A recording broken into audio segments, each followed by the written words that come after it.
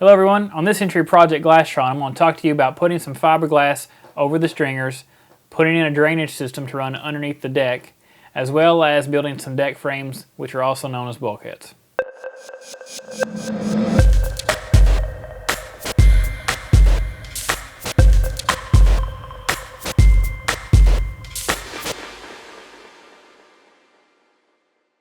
Alright, so I'm going to jump on into it here. The next step for me, after the previous entry, which was bedding in the stringers with fiberglass putty, was putting the fiberglass over the center stringer. So, let me explain something real quick. You're going to see me doing the up and over method of fiberglass in these stringers in. You might see another type of method when you're searching and researching on how to do this, which is the tab, and capping method. There's nothing wrong with that method. It's just not what I chose to do. You can do your own research and come to your own conclusions, but for me, the swoop up and over method was going to be the best way to get this thing done. And also, from working on it, I found that I really liked the method because it was a lot less time consuming. And I'll show you a couple of things to help you do this process versus the other, because I've not done the other method. But from what I can show you the way that it made it simpler, putting it in here in my boat. So here we go. First things first. I had to take some sandpaper, round the corners off the top of my center dagger stringer, kind of like I did on the transom. Next, take acetone, and I wiped every inch of this center dagger stringer down, getting it prepped for the fiberglass. I also wiped down the hull at the base of the stringer, so many inches out, just to kind of make sure, you know, that when I put the fiberglass down, it was clean as well and not just the stringer. Okay, so with that out of the way, I was ready to put down my first layer of 1708. Now, here's where it gets fun, and here's the tip.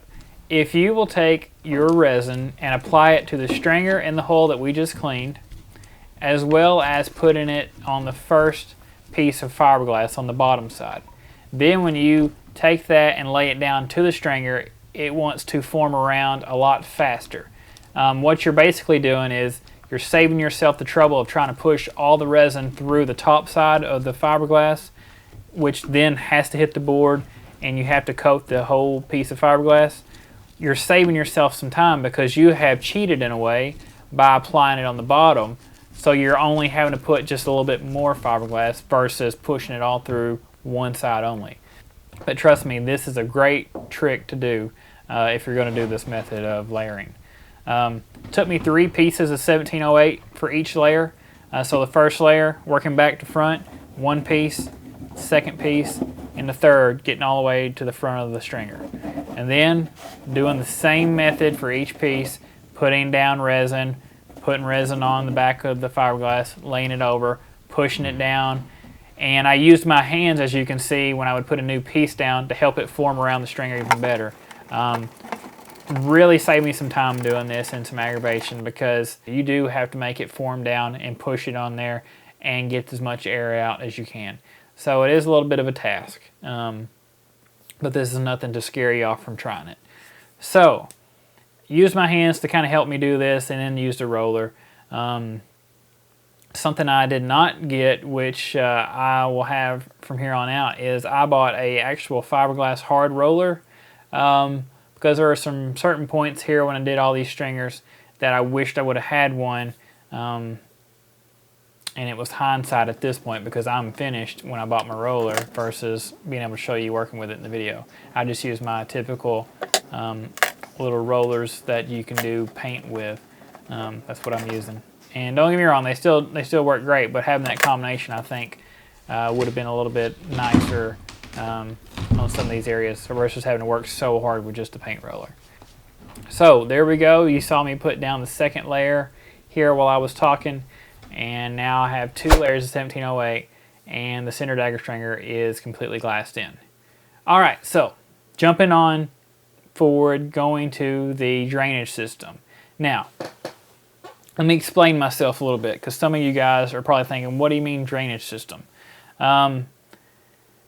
There are some other people that when they're redoing boats, they have chosen to seal off the whole underneath the deck, making it 100% waterproof, I guess you could say. They don't want any water getting in there, so they'll seal it off as much as they can.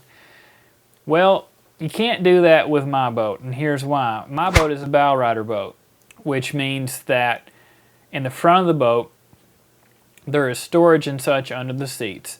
Also, what this means is that where the front cabin stops and then turns into the bow rider section, there's not a way to seal this off 100% that I was happy with. Now, I could seal it off with bulkheads, which I am actually doing, but my drainage system is going to be there, and I'll explain that here in a second. I could wall that off, but what that would do is it would allow parts underneath the floor of the bow rider to hold water. Water could get down there somehow and sit if I didn't put a drainage system in. So with that in mind, I thought, well, I have to put a drainage system back in this boat. That did have one from the factory. If you remember, the factory had it to where there were foam blocks or bricks underneath the deck that allowed water to run around. Well, they didn't really do a good job of letting water travel around it. It wanted to hit those bricks and stay in spots. And in some of those certain spots where the fiberglass had rolls in it, it could get to the stringers and rot them out. That's what went wrong with my boat as it came from the factory.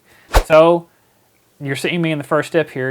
I've already waterproofed the center dagger stringer way better than it was originally. So now I decided to take 2 pieces of PVC pipe and make drainage tubes. It's actually 1 piece, but I cut it into 2 pieces to make these drains, and they run from the front all the way to the rear bilge box that I have now built, and you'll see me build here in just a minute.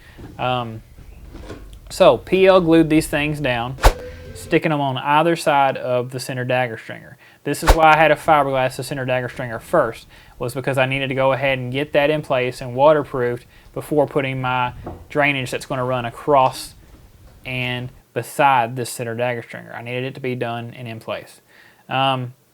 These drainage tubes are completely waterproof after the glue has dried. You can see me putting jugs and whatever else in place to make it push down and hold as it dried to the hole. I also went back and put a thicker bead on top of the first beads that I used to apply them to the deck. I did this while it was still kind of tacky, so it kind of formed a bigger string versus just the little bitty strings that I put on and pushed it to. Once it's pushed to, put bigger beads on top to cover. So those are in place. Those are going to run from where the deck stops all the way to the bilge box in the back. So let me talk about the deck stopping for a minute. The deck is going to stop where I'm going to call a firewall of the boat. This is where the boat goes from the cabin that we know as where everybody will sit in the main cabin to the front cabin, which is the bow rider that I talked about already. That deck stops. There's that open hole area for storage and stuff underneath the bow rider. There's storage under those seats, as well as a cabin in the very front of the bow, which can hold anchors, ropes, you name it. That has a little platform with a drain hole that drains down underneath the bow rider to this front bulkhead that I was just talking about, which now has these 2 drain tubes and takes water all the way to the back of the bilge. I'll get back to more of the drainage here in a minute, but let me go ahead and talk about building the deck frames next. So, building the deck frames. This was tip top of the aggravation meter, just because this was so precise of woodworking that I have done to date. And I am not a woodworker by any means. Let me just throw that out there. But I was able to do it.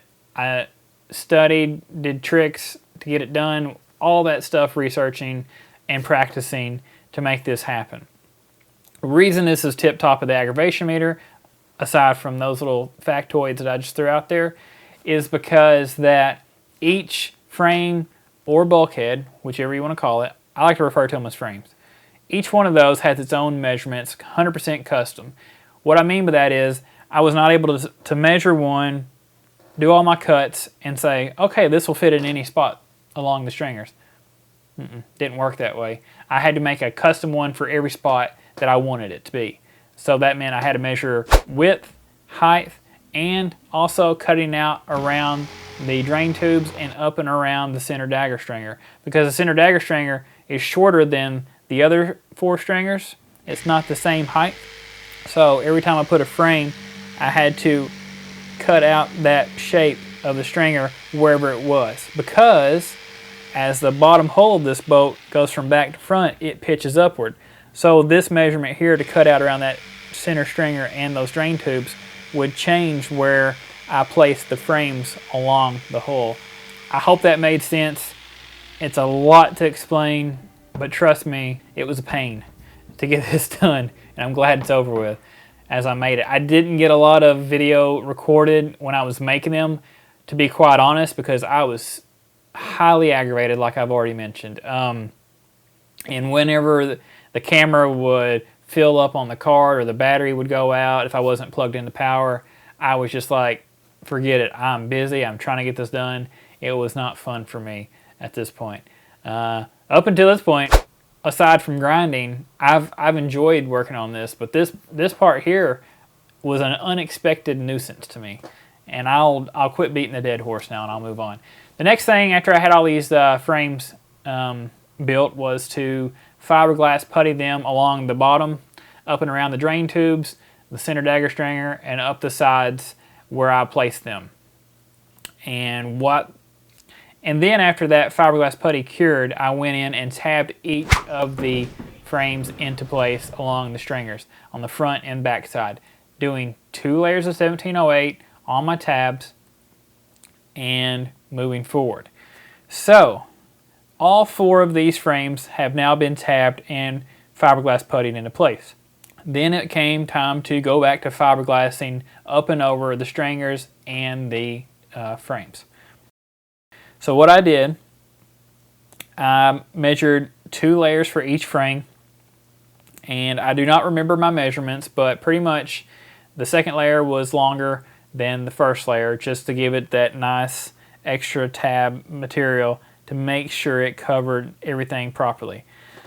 Cut it around the drain tubes, and I cut out the center dagger stringer so it would fall right where I needed it to, and it actually did a really good job. There are no leakage areas anywhere.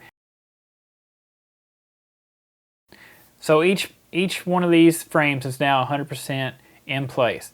I then proceeded on to the stringer glassing, the rest of the 4 that I had out of the 5.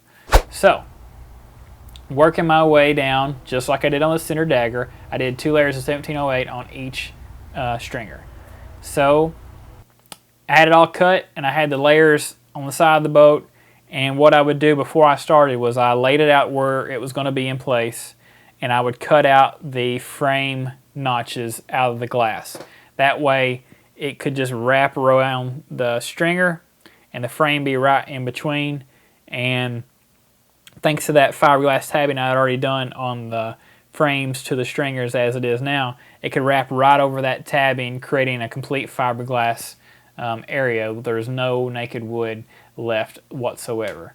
So went ahead, doing the same method, applied my resin to the hull and to the stringer and to the back sides of the fiberglass, placing it and getting it done, so on and so forth. Doing 2 layers each, moving from, I guess I moved from port to starboard. It's kind of, I think, what the method was here. Anyway, got it done, moved on, and that's it. So, I'm not going to spend a lot of time explaining up close and personal on wrapping the stringers, just because I think you guys kind of get the point of it. I'll try to answer any questions if you have any, but trust me, it's pretty straightforward. Just push out the air as best you can, and be sure to notch out around your frames and do tabs underneath those notches so that you're covering and leaving no naked areas. Alright, so now all of the stringers and all the frames have been glassed in 100%. So, let me move back to the drainage system that I covered a little bit earlier. Now that all these things are done, I plan on putting foam in this boat underneath the deck. So that is why I created the drainage system in such a way that I did. I needed to create a way for water to travel underneath the foam. So what I've essentially done is made gutters that run from the front bulkhead here that you can see all the way to the rear. And now each of these frame boxes has become a holder of pour-in foam. And that foam will not leak out anywhere because I have sealed each box 100%. Down in the corners, down in the bottoms, everywhere. When I pour this foam in, it will fill these crevices. It will not crush this PVC pipe. So I have made what I am happy to call my drainage system the best way that I knew how to do it. And I put a lot of thought in behind this before I got started because, again, I researched and I did not want to seal up and leave anywhere for water to stand. I had to do this the right way so that I didn't have a rotten subdeck ever again in this boat. So there it is, the secret's out. That's what happened. That's how I got it done. I really hope somebody sees this method and maybe thinks it's something they could run with in their boat. If you're using any kind of drainage in a boat previously before you redo it, you should consider putting it back in if it's something that's necessary. In my case, it was necessary. I understand there are some boats that don't have a bow riding section, and you could still add up 100% and probably get away with it. But on mine, it's just not possible. That's it. Thank you guys and girls for watching this video. Thanks for being subscribers. Thanks for commenting. Thanks for thumbs up. Thanks for sharing. Thanks for everything you've done. I appreciate all of it. And until next time, I'm Josh, and I'll see you on the next entry.